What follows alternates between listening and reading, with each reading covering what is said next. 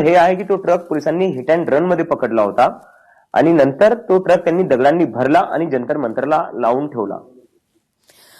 अभिजित, या सगळ्या आंदोलनाबद्दल ना 3 थिअरीज समोर येताना दिसत आहेत. जे काही घडलं 20 तारखेला ते तमाम देशानं पाहिलं. अगदी सकाळी ज्या काही घडामोडी घडायला सुरुवात झाली, सगळ्यात पहिल्यांदा सोनम वांगचुक यांना जेव्हा व्यासपीठावरून नेण्यात आलं तेव्हा लोकशाही मराठीनं ती दृश्य दाखवलेली होती.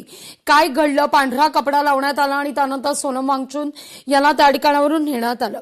याबद्दल एक 3 थिअरीज सांगितल्या जात आहेत.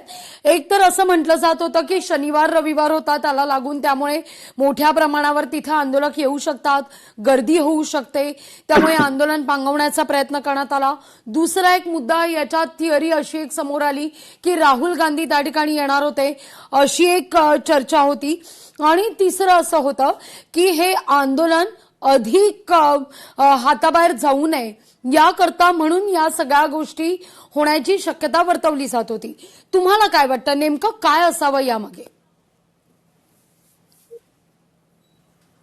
ह्या तिन्ही थिअरीज अतिशय फेक आहेत. या तिन्ही थिअरीमध्ये काहीच अर्थ नाहीये. कारण याचं हे होतं की 20 तारखेला जो लाठीचार्ज झाला त्याच्यानंतर आमचं जे आंदोलन आहे ते फक्त जंतर मंतर पुरतं राहिलं नाही.